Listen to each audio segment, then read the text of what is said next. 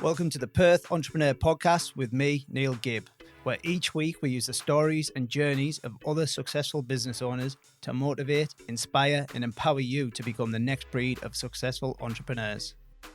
This week on the show, we have Calvin Coyles from Wild Success, and Calvin has literally had wild success in business before he even hits the ripe old age of 30 years old.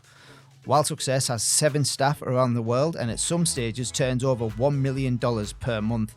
This guy is a machine, and I think you will pick up heaps from this episode. Let's get into it. Calvin, welcome to the show. Mate, thanks so much for having me. I really appreciate it. Excellent, mate. Excellent. That accent, we've touched briefly about it. Yeah. I had no idea you were from the northeast of England. Yeah, I don't try to tell people. Yeah, born in Sunderland when in 1990, and then we came out to Australia in 94. So some people, particularly from the northeast, pick up on it pretty quickly. Yeah. And we were talking actually about it. If I speak to my dad, it comes out straight away again. But most of the time, it sort of just flies under the radar. But people guess either Welsh or Scottish or even South African. But yeah, northeast. Yeah. So 1990, that makes you 29? Yeah, I'll be 30 next month actually. So Excellent, yeah. excellent, mate. It's good to get some good up-and-coming Yeah, young some young entrepreneurs. blood. Yeah. It's exciting, man. It's exciting. So you moved in 1994. Why did your parents move to Australia? Yeah, this is actually something where I get quite emotional about because, you know, I talk a lot about the principle in business and in life in general that leaders anticipate and act and followers hope and react. And there's a lot of people that want something more in their lives and don't do anything about it. So my grandparents were very successful in the northeast of England. They're all small business owners. They ran their own gigs. Granddad had a car yard. Gran was a fashion designer for some of the top fashion houses. And then when we came along, like me and my little sister, I'm the eldest, Caitlin's a couple of years younger than me, they sort of looked at the climate in the UK and they said, well, things are going to get worse. They're not going to get better. And so they wanted to change, and they'd never been to Australia. They didn't know anyone in Australia, but the friends had just come back from Australia and loved it. And so they said, you know what, let's move to Australia. I'm blown away by this concept. They've got everything that they have in the UK, but let's move to Australia because in their mind, what's the worst that happens? If it's no good, we'll just come back. Yep. And sure enough, they emigrated over. They came out in 93. We followed them a year later, and then we built a life again in Australia in Perth. And so they actually had to restart everything. They intended to sell their home and their cars and their business, but they couldn't. The economy was so bad in the northeast at the time in the early 90s, and so they literally just walked away. They just left it to the bank to repossess because they couldn't move it on. And there's obviously some strict time frames with when you can come out, right?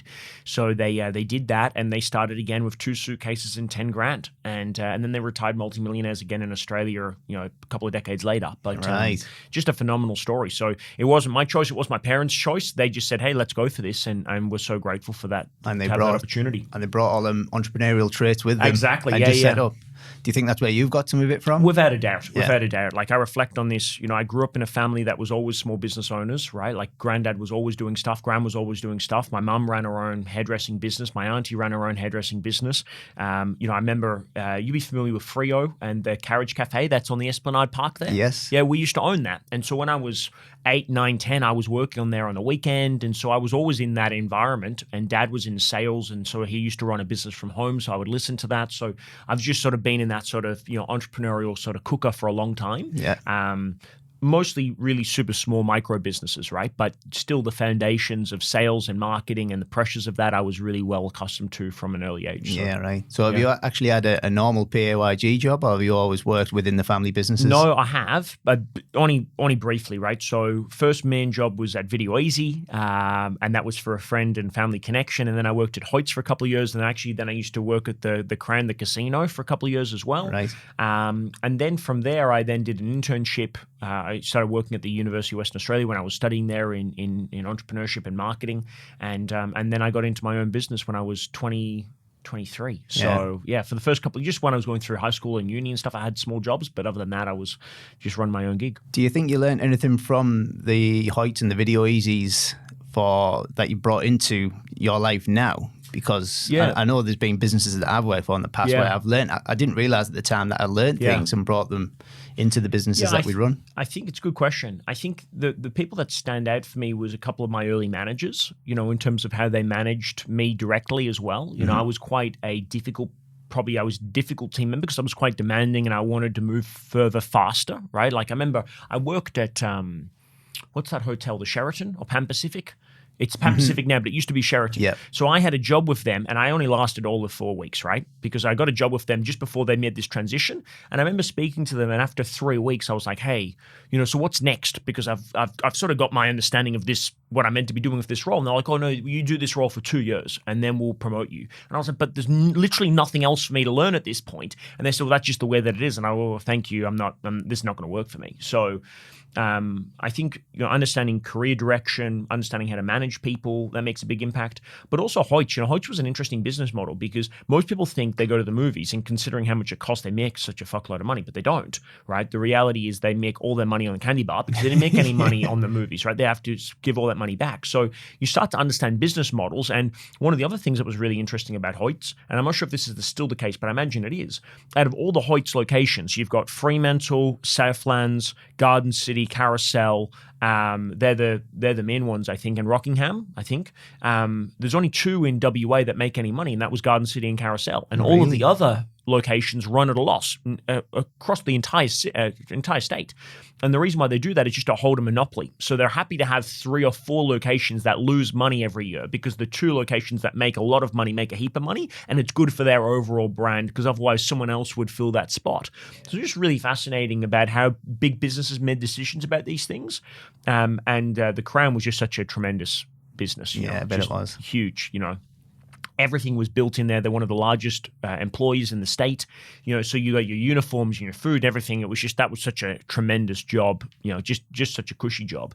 But yeah, you pick up a lot, particularly on how to manage people, I think, and how to support people. And I think you get every now and again really good managers, so people that just connect with you deeply. Yep. And then you get a lot of people that really have got no ability for that and are just sort of going through the motions. And I think we always try in our business to try to make that individual personal connection with people because it means you're going to get more out of them and hopefully they'll stay longer. Right? Yeah, right. It sounds like you just constantly had drive. So there's always been something there that's just been driving you, knowing that you've got something inside you that's without a doubt destined for better things. I've always been super driven. I've always been super motivated, and I've always been very, very confident. And that comes from quite a deep spiritual belief as well. We talk about this in some of our programs, but I've always believed from the moment I was born. I've always been told that I'm here for big things and that I was meant to be here and I was, sent to be here. And, whether that's hype or not, that's just literally a belief that I've grown up from a spiritual perspective. And I'm not religious in any way, but very deeply spiritual.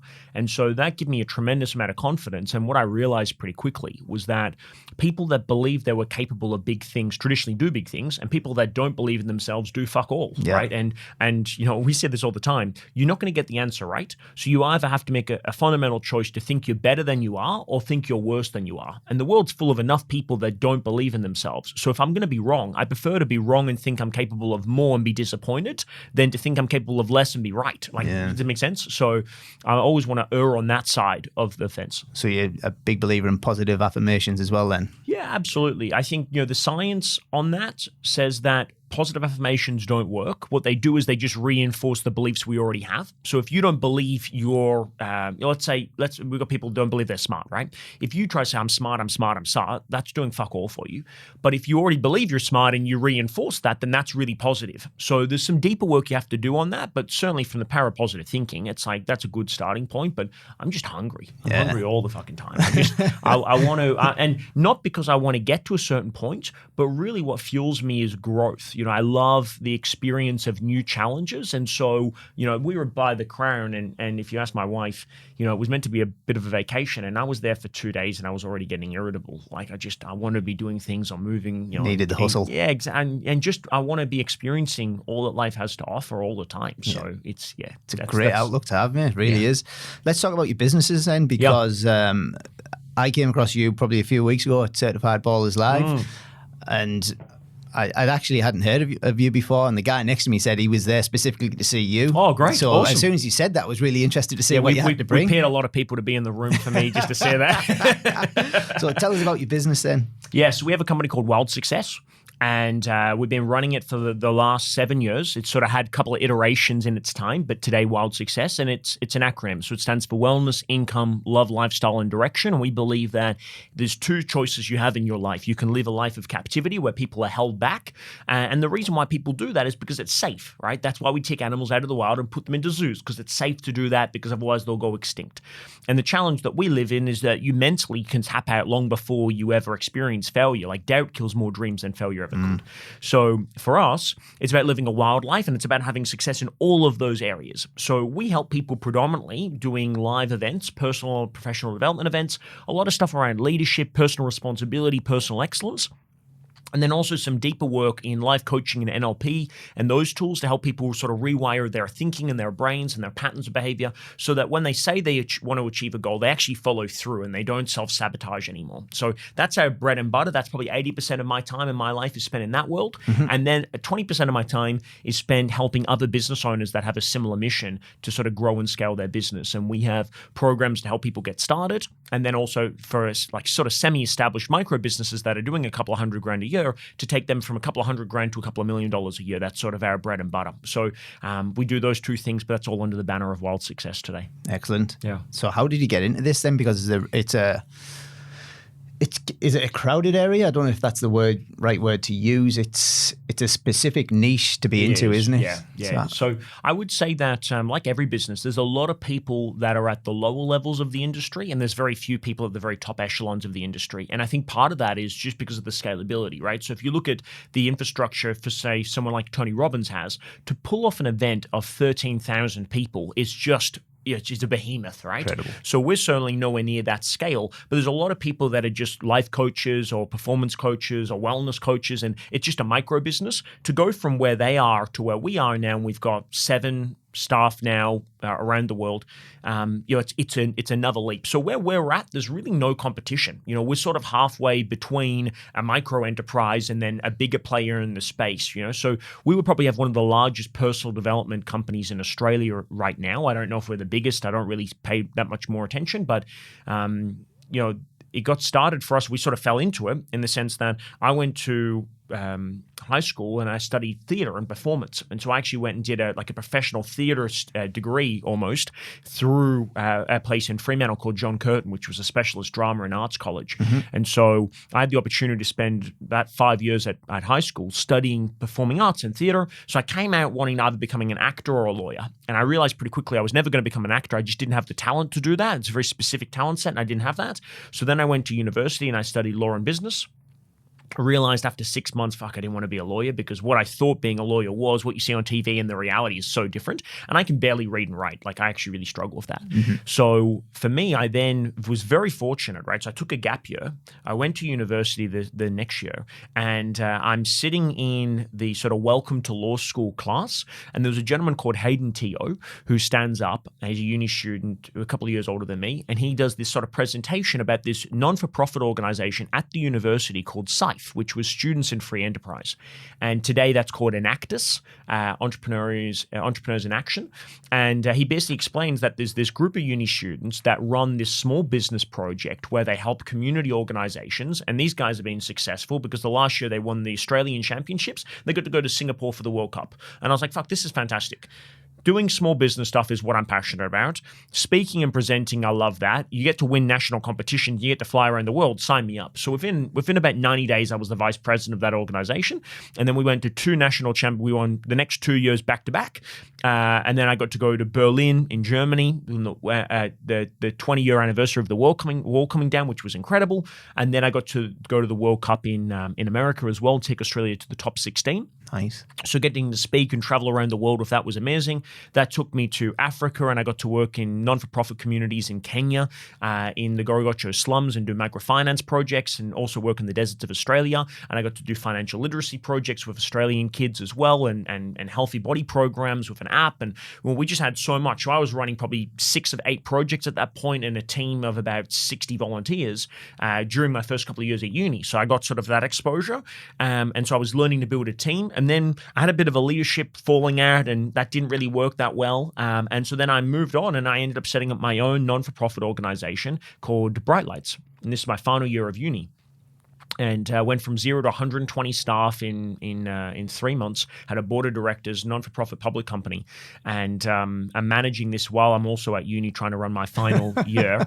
And I'm working at the university, and then I get to the end of the year, and I had this sort of idea of grandeur, which was that Bright Lights, this non-for-profit, was going to be so fucking successful that I was going to get paid $100,000 salary from this non-profit. Right, that was my goal. Or I was going to have a big company like a Deloitte or a McKinsey's or a BCG or a management consulting firm is going to say, hey, we see what you've done. Come on board and work with us because you've got real capacity. So no one came knocking, and Bright Lights wasn't making any money at all, right? So I was like, fuck, what do I do? So my final day of study, I'm meant to be studying for an exam called Strategic Management, and I get an email from this guy I'd never met before called Chris Howard. And if you're listening to the podcast, you might be familiar with Chris. He was one of the world leaders in NLP, Neuro-Linguistic Programming, at the time. And I'd heard from a mentor that Chris was, right up there with Tony Robbins at the time. And where Tony does NLP from stage and he sort of does breakthroughs, interventions, Chris Howard was the guy that taught people how to use NLP. Yeah. So I didn't know, I never met him, but I knew he was a big deal. And so sure enough, I ended up watching a webinar with him instead of studying for my exam. I booked in for a one-on-one strategy call back in the day when they were meant to be legitimately strategy calls. Mm-hmm. And fast forward a couple of days later, Chris jumps on the call with me directly, which would be the equivalent today of getting on the phone with Tony Robbins. Like, it was a huge opportunity. Mm-hmm. And I have a conversation with him. He tries to sell me a $9,000 training program. And I was like, bro, I'm a uni student. I'm running a non-profit organization. I got no money. I said, but what I can do is I've got a team of 120 people right now, right? I know how to build a team. I know how to manage a team. I know how to build a small business. And what I realized in between their call time was that he'd lost everything. So he had a $100 million organization that overnight disappeared. And so I said, look, why don't I come work with you for free?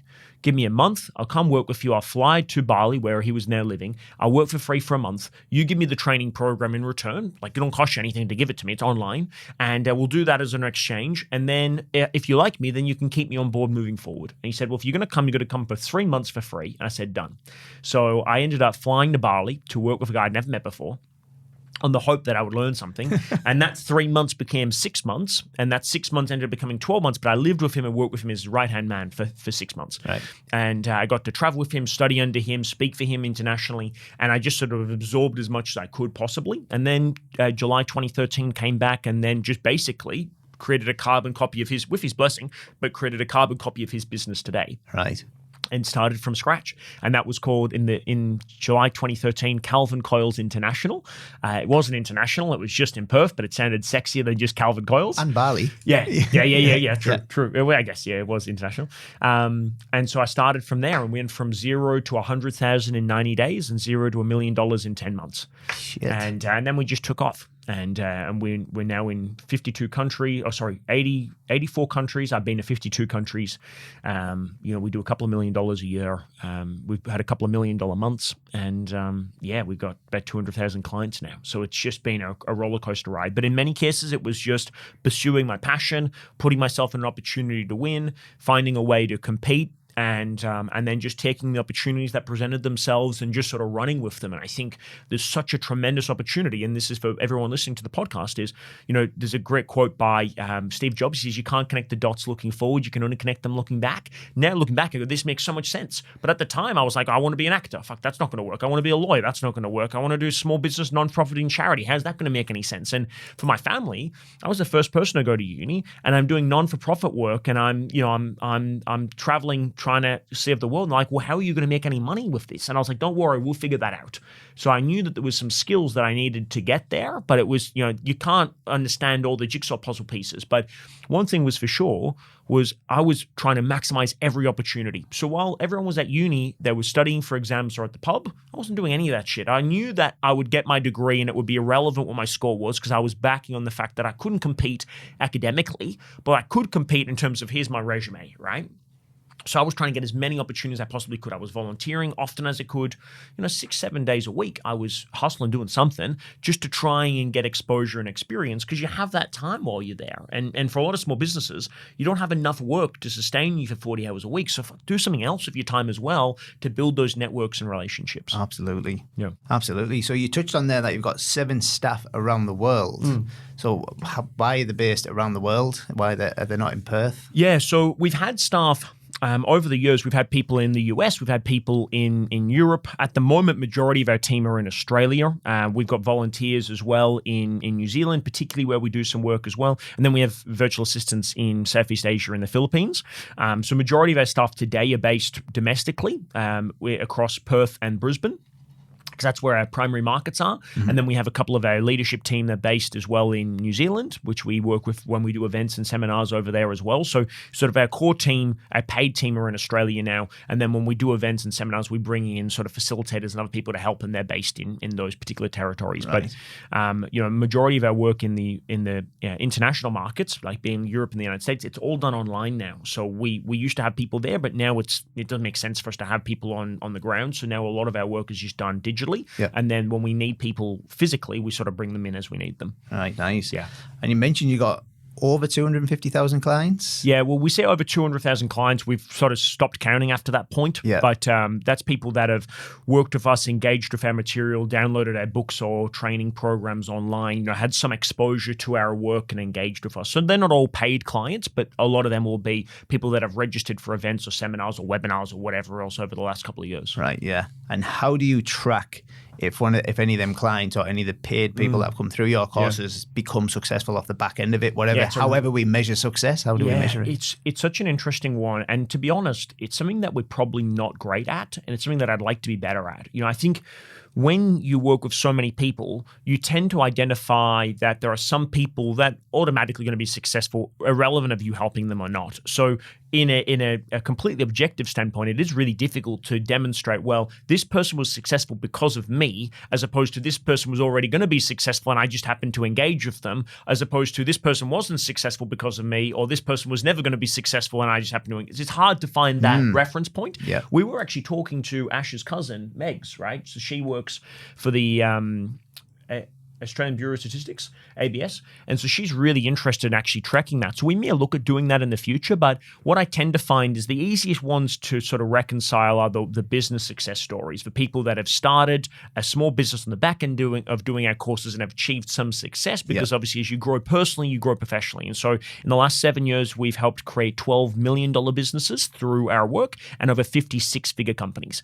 Now, that's just the ones that I know about. We've got people that maybe have read something or watched something or engaged of us that don't connect with me or don't support me. But one of the things that we're starting to do a lot more of that is not related to income is what we call wild wins. So, people that have, started a new relationship, or people that have gone out there and lost some weight. One of the girls, Nicola, how much did Nicola lose last year? She lost like 7 kilos over a 6-week period doing our wellness program, right? And then she's getting to Hawaii, and it's not just losing 7 kilos. That's phenomenal. But for a woman that was a little bit bigger as a girl, right, it's like, well, now she's holding herself in a different way, and she's dressing differently, and now she's opening herself up to new opportunities. So it's because we're a very holistic company, we're looking at wellness, income, love, lifestyle, and direction. Not all of that can be sort of chalked up in terms of numbers. So for us, we're tracking wild wins a lot now, and we're trying to actively build more of that community. And one of the things we're actually building at the moment is called the Wild Tribe, which is like an ongoing sort of monthly subscription model. And we're trying to really get everybody involved in that, because it's like the power of proximity. The more you connect in, the more you speak with them, the more you can realize how much actually happens. Absolutely. So, and how do you build that online community? Is it a Facebook page, or have you got an online website that you use? Yeah, so we're using at the moment, we've got the Facebook community page. We've also got our Kajabi platform as well for our learning management system. And then we have a new website we're just about to launch as well. So that'll be happening by the time they listen to this podcast. We'll have a new website, wildsuccess.global. So that'll be cool.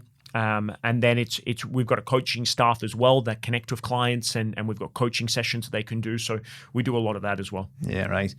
So you've made that sound relatively straightforward, the way you've started this business and scaled it to what it is now. I'm sure there must have been a few challenges and mistakes made along the way. Yeah, a heap of them. I think there's a couple of big ones that probably have sort of stand out for me. So one of the first ones was that, I fully didn't appreciate the distinction and probably up until recently, the distinction between sales and cash, right? So to give you a reference point, in 2014, we're just getting into the business. It's around, I think it's July, August time, right? Kim and Jason were working with me at the time, right? And I remember opening up the bank account on a Monday morning to realize that we had $3,200 in cash sitting in the accounts, and we were spending about $8,000 a week in expenses. So I was like, guys, we've got enough money to get to Wednesday.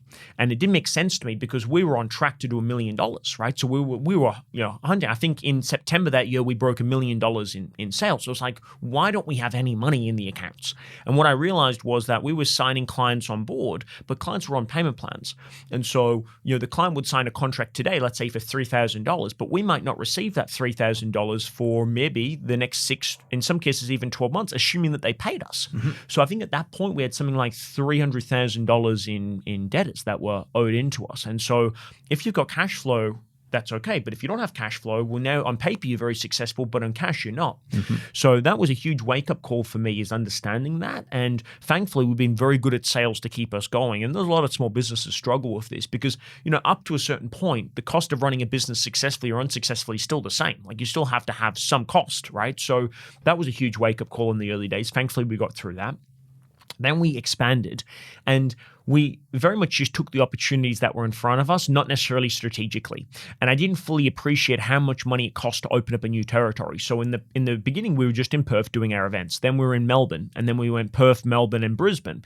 But to run a territory, people are like, why don't you go to Sydney? Well, I'll tell you why I don't go to Sydney. Not only is it expensive and it costs more money in marketing and there's more people there, but also to run a territory, you've got to now commit, for me anyway, I've got to commit to maybe 12 days a year to be in that city to do events. Yep. But there's also a certain number of people we've got to have in that event to make it worthwhile even running, which means I've got marketing and introductory experiences to facilitate. So it's a huge amount of work that in the beginning, you just don't realize what's involved in that. And so, for a while, we were very much like we'd committed to a lot in Perth and Melbourne. And, I was doing in the early days, I was doing a program called Self Mastery, 3 days. The next month, I'd do a program called Leadership Mastery, 3 days. The next month, I'd do a program called Lead the Movement, 4 days. So it was a personal mastery program, a team mastery program, and then a speakers program. So that was 3 months back to back. I did that 3 times a year in Perth and Melbourne. So I was doing basically, what's that? That's 3 weekends, 9 weekends in Perth. So basically 9 months of the year I was doing an event in Perth, 9 months of the year I was doing an event in Melbourne. And so I was on the road the whole time. I think in 2015, I was in 17 countries. I did 94 events. I did 270 event days of 365. Wow. So it's like, how do you have any sort of lifestyle or balance or any? Exactly. None of that was making any sense. So that was very much like, oh, this is exciting. Let's just grab it while we can. Because I think for a while, I was like, fuck, I don't know how this is even happening, right? Like, there's no need for another 23-year-old life coach. I was like, fuck, how's this all happening? Like, this is unbelievable. So I was like, let's just keep going until the cards come down, right? And then you start to do things smarter. Probably one of the biggest lessons that I learned in business, though, was in 2016. 2016? Yeah. So I've always had mentors. First mentor was Chris, and this is another question, right? Yeah. But first mentor was Chris, and he taught me so much. And then his model, though, was promoters, right? So he didn't know Facebook marketing or any of that stuff. It didn't really exist when he was in the world. It was just email marketing. But his model was a promoter, right? So I say, okay, cool. I'm a speaker and trainer. You've got a list and an audience. Let's do a joint venture. We'll take 50-50 each. You fill the room for me and I'll go and speak. That's all good if you've got a brand, because I can leverage that. But if you don't know who I am, you're never filling an audience for me, because it's a huge risk for you. So in the beginning, no one would put me on stage, understandably. So thankfully, that's when I discovered Kim. And Kim and I started working together, and then he showed me Facebook marketing, and we sort of learned that together in the early days. So that gave me a competitive advantage. But all the training that I had from Chris were great, but it wasn't relevant in a Facebook world anymore because he didn't do any of that stuff, right? So then we found mentors in Trav and Liv. These guys run and still own a company called RBT, Result-Based Training. They also had a small business coaching firm as well that they ran at the time. So we've been dear friends with them for a long, long, long time. But we ended up getting into business together. And so Trav was wanting to shut down his business coaching. We had our business coaching that was still going. I used to speak at his business coaching as well on peak performance and mindset. So we were all very close.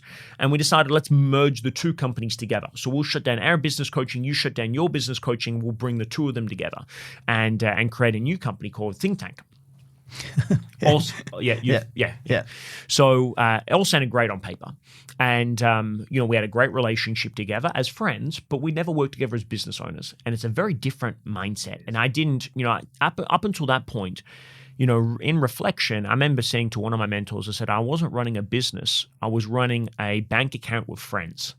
And it's like, I'm good at making sales, so we'll make some money and we'll spend some money and we'll have a good time and we'll make an impact in people's lives. And I really wasn't mature enough as a business owner yet to have that relationship with them. Mm-hmm. And, they were at a very different point in their life, pregnant. I think they, at that point, already had their first child. They were expecting their second child. So different level of expectations. Obviously for them, for me, I just left the relationships. There was a lot going on outside of the world that we're in. But in essence, what happened was that business took off. We did really well. I think we were on track to do probably $1.5 million our first 12 months. We're doing some really good stuff, but the dynamic between everybody. I was in Perth, there in Melbourne. When cash flow was tight and things are not working, then everything sort of becomes a real challenge. Mm-hmm. And so the environment and the relationship started to sour and get really toxic, and we weren't speaking together the way that we should be. So I was like, look, I came into this to work with friends. I didn't come into this to necessarily make more money because I was making good money before. I was just like, hey, let's do this together because why not? Mm-hmm. So I walked away. I had 49% of the business coaching company. I had 33% of the digital marketing agency. Both of those companies still work today. And I just walked away from all of them. And, it was a big blow because that cost me probably the better part of about $1 million in terms of lost equity in those businesses. But then also I shut down an existing company that was doing really well, and then I had to sort of restart that. So that was $1 million lesson. Are you still friends with them now, though? Yeah, look, we are. Yeah. We are. We're still good friends. Admittedly, and they'll probably say the same, it's not the same as what it used to be. Right. And part of that is also proximity, right? We just don't see them as much as we used to. But we're still good friends. We're still close. I've still got a huge amount of love and support for them. It took us a little while to get to that point, though, to be fair. It was probably about 18 months of not really communicating at all with one another. And that's fair enough. I don't think anyone wanted it to end the way that it did. But I think it was valuable for them, and it was also very valuable for me. And just from my own perspective, I just realized, look, the way that I approached it, the way that I was trying to run that business, I wasn't at the level where I needed to be at in order to work with them properly. That was a very valuable wake-up call. Yeah. A very valuable wake-up call. An expensive lesson to learn as well, eh? Hugely expensive. But for me, what it did highlight above anything else was the power of energy, and the energy you surround yourself with. This game of business, whether you are in a relationship, so most people will be small micro businesses, right? Themselves and maybe a husband or wife. And if the husband and wife's not there, they're your sounding board and consigliere on the side. If you don't have all people on the bus in full alignment and having great energy, you don't have enough time and energy to try and compensate for shit energy. So if everybody's not positive and uplifting, that doesn't mean to say, la la land, but rather just going, hey, when I finish this conversation with you, do I feel better or worse? Very simply, if they make you feel worse, they need to fuck off. Like, it's just really that simple, because it's so hard to make things happen, as you know, that if you've got good people, it's hard. If you've got people with shitty energy, it's fucking impossible. It's hard when they're your friends, though, isn't it? It is. Yeah. It is. And like today, we do teammates as a company, and this is probably a good takeaway for everybody. Every morning at 8:50, we check in as a whole team. No matter where you are around the country, around the world, everyone checks in at 8:50 a.m. Monday to Friday, and we do teammates. And it's a very simple question. It's like, hey, how can we be your best teammate today? And it's not, what do you need me to do in the office? It's not, you're professional. It's purely personal. How do I need to support you emotionally today, right? And, I employ majority of family members now, right? So obviously Ash and I, husband and wife, we run the business. Jason, he's my brother-in-law. He's in the business with me. Kim, who sort of advises from a marketing perspective, is also my brother-in-law. He's not a direct employee, but he's involved in some way. Yeah. Our general manager is my auntie, right? Ben and Suze and Sarah, our sales team, are not related to us, although they act like children at times, right? So it's all part of it. But this morning, for example, Jace's energy was a bit off because he was tired. So it's difficult when it's staff members' energy's off. It's also even harder again when it's your brother-in-law as well. Yeah. It's like, okay, well, how do I manage him better today? Because his energy wasn't good on the call, and I called him on that as well. But It's like, well, how do you do that? How do you try to adjust that and make sure that they get that? And everyone's allowed a bad day, but some people just have a shit attitude and they need to move on, because otherwise you're not going to have what you need, You need people that are going to go, how do we make it better? Not how do we try and tear it down? So if nothing else, for everyone listening, you've got to audit the people you're around. And if you've got a partner, by the way, and this is probably the biggest one that most people don't talk about, if you've got a partner that's not fully supportive of what you're doing, you got to really seriously consider what's the bigger vision of your life. And I'm not encouraging you to put work beyond love in any way, but let's also be clear about the reality that you're here for more than just to exist. And so if you believe it's your purpose and your mission and what you're doing, then you've got to make sure you're surrounded by like-minded people, and that intimate person that you're with is going to probably become either the biggest ambassador for you or the biggest critic. And Ash and I have been together for 3 years now, just over 3 years, and we've been married just over a year. But we've both been in relationships with great people in the past that at times were supportive and at times not. And I can tell you, it's like breathing for the first time when you've got somebody in your corner that is fully, like 100% on board and committed. It just happens to be a bonus that we work together. Yeah. But if we weren't working together, we would still be 100% on board and committed, because the entrepreneurial struggle is so hard, and if you don't fully understand it, it's impossible to sort of get your head around why you're doing the things that you would do. So that's super important. Yeah, it's a lonely place, and like you say, proximity is power, isn't it? Absolutely. And, I use other people's stories and journeys to ignite the fire and to get it going. Absolutely. Can I ask how you worked on that guy's energy then? When you picked up that his energy was down, what did you do to support him? Like, what was the fix? Yeah, well, I give him a bit of a bitch slap, to be honest, this morning. So to give you the background, so Jace is the sort of person that likes to be left alone, right? So he says, this morning he says, and Jace, if you're listening to this, we love you.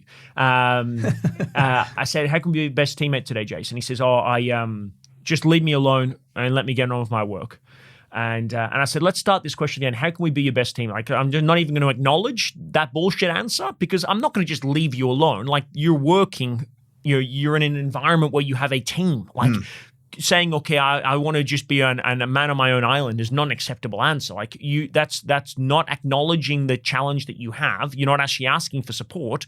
You're just saying, leave me alone. It's not quite the same thing. Mm-hmm. So, sometimes it's about challenging people. I remember once I had a mentor that used to run a lot of franchises, and one of the things that he said was, in order to have consistency across a lot of different groups, he says, most people see a problem, they don't say anything because they don't want to upset the apple cart. He says, as soon as I see something that's wrong, I'm on it straight away, because if you acknowledge the little things, they don't become big things. And so for me, I've really got to the point where if I see something I don't like, I'll call it straight away, and having that radical candor, I think, is really important. But then on the same token as well, you can't just have that. You can't just be a blunt instrument, right? You've also got to then also have a softer approach as well. So, I can say that to Jace today. It's like, hey, basically, suck it up. You're at work. Let's have a great experience today. And we teach in our world as well, because we teach so much around emotional mastery and intelligence and emotional intelligence. You can't. You can have a bad day, but if you're going to have a bad day, well, you're also going to take ownership over for having a bad day, and you know that you've got a variety of tools to change your day as well, and that's reflected on me also, right? It's not a double standard. So what we'll say to a lot of people is like, hey, if you don't feel up to it today, don't come in. You don't have to come in. Like, I prefer you to have, I only want your best at work. So if you're not at your best, take a personal day. I'm okay with that. But when you are here, fucking be here and give me 100%. So don't tell me you're at 90%, because 90% is not good enough. You choose to be at 100%. So give me 100% or go home. And if you're not sick enough to go home, then fucking show up. So, and I probably have that relationship. I probably wouldn't say that to some of the other team members, but with Jace, we've known each other for a long enough time for me to have that conversation. Yeah, right. So you've touched on it briefly there then. Yeah. So how do you get yourself into that frame of mind on a daily basis? What's the routine that you use so that every day you show up, every day you've got the energy that you need? And yeah, it's such a good question. And so what I will say is this, I've got much better rituals for when I need to show up when I'm in when I'm in performance mode. And what I mean by that is, obviously, a lot of my work is events and seminars and workshops, right? And so there's very particular things that I need to do to deliver on stage for, say, if I'm doing a self-mastery program, which used to be 3 days, we're looking at 18-hour days, 16-hour days over 3 days in a row. So it's not uncommon to do 50 hours over 3 days, right? It's a big program. So there's a certain level of performance that has to be there in order to deliver at that level. I certainly don't run the business like that in any way.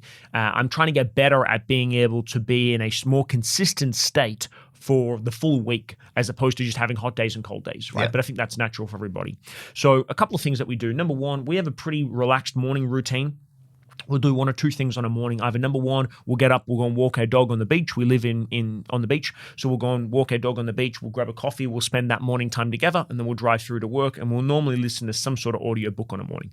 We'll start the day like that. And I love doing that because I'm starting with growth, but also that view on the beach is magical, phenomenal, right? And you feel so blessed. When we travel so much, we look at the beach, particularly where we live in, say, Frio, and you're like, oh, why do we go anywhere? Yeah. Like, this is the best in the world, right? Like, we got married in the Maldives last year, and some days, most days, down in South Beach, it's like if you put an overwater bungalow here, you would forget that you're in Australia and you'd think it's the Maldives, right? Yep. So we do that. Alternatively to that, we're up in the morning straight away and we're at the gym first thing. And we train at RBT, Travel Lives Gym. So shout out to them, to do a phenomenal job. And so we'll be there and we'll do a training session at the gym, and then we'll go through the office and we'll start early. And to be honest, for me, if I had it the way that I wanted it, there's two parts of me. There's very much a spiritual, connected, wanting to ground my feet in the earth person, and there's also a competitive person that wants to succeed and win and get high octane, and probably 80% high octane, 20% the other person. So in an ideal world, I'd play some sort of competitive sport in the morning with Kim or Jace.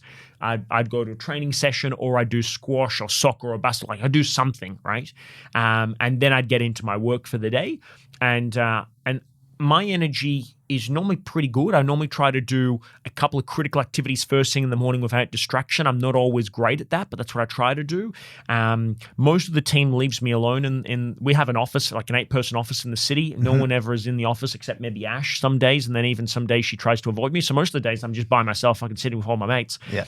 That's because whenever I speak on the phone with people, I've always got them on speakerphone. And if I'm speaking, you can't speak in the same, like, it's not that I say you can't speak, you can't hear anything because I take up the whole space, as you can tell here. So I don't play well with other kids. So I'll just make sure I've got that. I try not to eat anything in the morning because I know that as soon as I eat, my energy levels drop.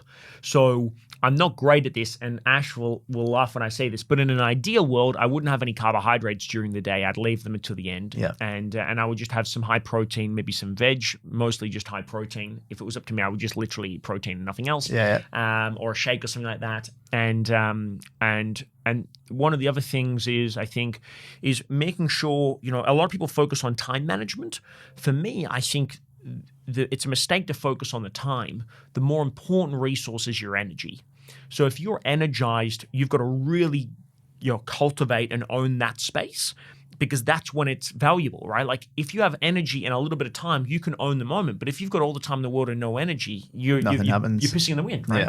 So for me, it's all about managing my energy. When I'm inspired to do things, I'll do it. If I'm not inspired to do it, I'll try and do something else to change my energy, my flow. Yeah, nice. So what do you do outside of all this then? What keeps you busy when you're not working, when you're not hustling? So look, I think we're getting better at that. I'll be quite honest. This is an all-consuming gig for me, and I don't actually mind that. I think I was having a conversation with our physio the other day. I posted this on Instagram, which was around work-life balance. And she said, do you talk about work-life balance? Do you promote work-life balance? And I was like, to be honest, I think it's a load of shit, because anytime you try to balance something, it means that they're two competing things, right? They're on opposite sides of the weighted scale, right? You're like work and life. For me, it's all in the mix, right? And, for me, I've just got back into soccer, right? And I was talking about this at CBL. This is fantastic for me. It's such a new experience because I haven't played soccer full 11 aside for 14 years. It's been a while. Bit rusty then. I've still got it. I scored on the weekend, so I'm happy, right? And we won. So I may just retire after that first scratch match, and I'll just give it another 14 years again. Just come back out for one game only, right? Like the John Farman tour. So anyway, I don't have, this is going to sound quite morbid, but I don't have any friends outside of my work, right? Like, we employ most of our family. Our close friends and people are either clients. Like, nearly everyone that no, I would say this. Everyone that I'm closely associated with has done my work at some point, just because of course you would, right? Like we're already talking before this podcast. We want to talk to you about HMO stuff, and you want to have we're going to do some stuff together, right? So we support everybody anyway. So everyone's either a client or a dear friend that's done programs with me before. So I don't really have a social circle outside of that, and primarily it's just because I'd be a very difficult person to be a friend with because I'm on the road so much. It's hard for me to commit to stuff when we travel so much. This is the first year of normality for me. So outside of work, we spend a heap of time together. We're with each other 24 hours a day, and I'm acknowledging that you can see me pointing at my wife, but everyone on the podcast, Ash is with me in the podcast studio as well. I'm not just randomly pointing at my invisible friend. So Ash and I spend a lot of time together. We're very family orientated. So when we're not at work, we try to spend as much time with our family that we don't employ as possible. So we do a lot of that. We obviously have Archie and Shadow, our cat and dog as well. So we're very homebodies. The majority of our world is so extroverted that it's nice to sort of retreat to a little sanctuary. We call it the bubble, and we've got a beautiful home now as well in Sao Frio that we're really proud of, and we're really happy with. So that's a big thing for us. But in terms of hobbies, for me, I love soccer. I love my soccer. So if I'm not playing it, which is just more recent, I might spend time with my dad and my little bro, just doing some drills and stuff on a weekend and just having a kick about. Or Ash just got me a FIFA for Xbox for Christmas. Although to be, how do you have time for Xbox? I know I don't. I think I played it 4 times. But a little bit of that. Other than that, I'm watching soccer highlights. I'm actually really passionate as well. I really enjoy looking at not social movements, the word it's not like sociology or political science in the US. I'm quite fond of that, and I do a lot of research and reading on that, and that's just a different train of thought and stuff. But I read a heap. So I read a heap. I read probably a book every 2 weeks, if not more. So that probably keeps me stimulated and busy. But everything is still very much oriented around wild. But admittedly, it's because it covers every area of my life anyway, right? Like it's not just one aspect. So, we exercise, we train, we eat well, we try to do our best in that way. Ash does that. I just try to follow along. Yeah. So you don't only practice what you preach, but you preach what you practice. Yeah, 100%. Yeah. And, we try to be the best versions of ourselves. And we were talking about this beforehand, right around my drive. It's purely just from a place of, I just want to grow. I want to grow everything all of the time. Every day. That's not always positive, by the way. That can actually be quite detrimental.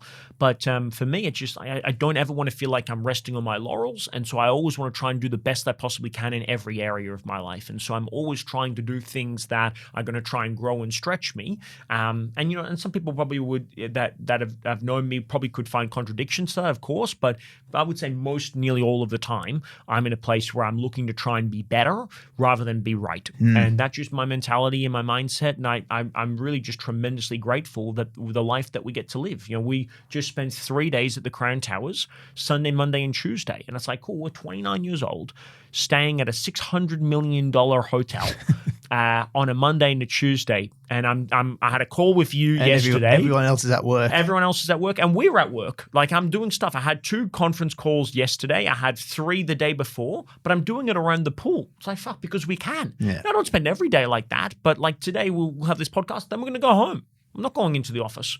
So we've worked so hard to be in this position, but I'm just so tremendously grateful that we get to live this life. And it's like, I look at my grandparents, when they came to this country with nothing. It's like, fuck, these guys, my grandparents are in their 70s. We have a better life today.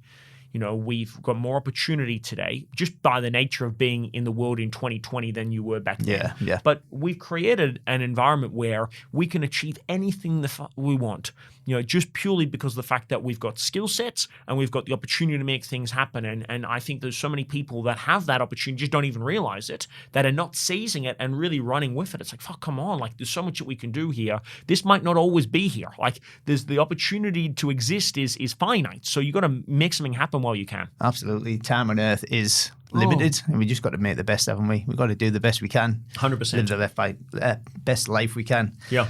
So what 3 books have you read that have changed your life? I like to finish my podcast on these 2 things. Yeah. Look, I've got so many good books, but I was trying to write down a couple of them beforehand. One of the first books that really made a huge impact for me personally was a book by a guy called Robin Sharma called The Monk Who Sold His Ferrari. And, I think that sometimes you have a book or a person in your life that sort of, moves you in the right direction. And my previous partner's mum. I was with my previous partner for 10 years, and Tony, her mum, was hugely influential in my life. She had a psychology background, very, very smart woman, very kind, compassionate woman, and she, when she found out that I wanted to study law, she knew that I was never going to be a lawyer, but she didn't just tell me that, right? Instead, she gave me a book called The Monk Who Sold His Ferrari. And it was about a lawyer who burned out and became a spiritual monk. And that book at that time, when I was 19, she gave it to me on my 19th birthday, so it would be nearly 11 years ago next month. And I read that book and it changed everything for me, because instead of doing law, I realized actually I didn't want to do that. And that book created that awareness for me. So that was definitely one book. Another incredible book by Tony Robbins, Awaken the Giant Within, is just a staple. Classic. You know, it's basically one of our whole programs in a book. It's phenomenal. And another book as well that's very different is the 10X Rule by Grant Cardone. I think, you know, there's the principle is just so simple, but sometimes you need to have an American just shout at you for 11 hours on an audio book to get you G'd up. And we had the opportunity to interview Grant and Elena Cardone last year, and that was a tremendous experience. And so now to being able to link the person that we met to the book and to the name, and that's super valuable as well. So I would say there'd be just probably the big ones. And then another staple as well, if I can chuck in a fourth one, would be Think and Grow Rich. I think anyone that reads that book is going to be better for it. That was my first book. So when you had the Monk Who Sold His Ferrari, that was mine. Think and Grow Rich, yeah. Excellent.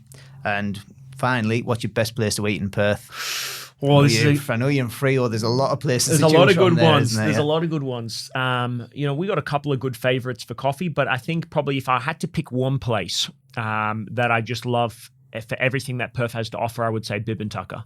Down in That's where we got married. Oh, is it? Yeah. Oh, fuck, what a spot. It was a great It's spot. outstanding. It's goosebumps thinking about that. Yeah, now. it's honestly, if that was my last meal, I'd be happy there. And you know, just such a tremendously creative space as well, because you're just literally looking out onto the ocean. So for me, Bib and Tucker would be it. If I only got to eat one place, that gnocchi from Bib and Tucker, fuck, is life changing. Yeah, I'm trying to get Eamon on the podcast. Actually. Oh, really? Yeah. Oh, nice. He's going to come on in a couple of months. When awesome. Apparently, he's going through some new business ventures. Right. So could be some more good places to eat. Fingers crossed. Yeah, excellent. Yeah, amazing. Well, Calvin, thank you very much for coming on, mate, and all the information you've given us there. That's absolutely incredible. So you can now catch us on our Facebook page, which we've set up, the Perth Entrepreneur Podcast, and my Instagram page is now up and running at Neil Gibb Pep Talk. And join us next week on the show. And remember, every master was once a disaster, and every winner was once a beginner.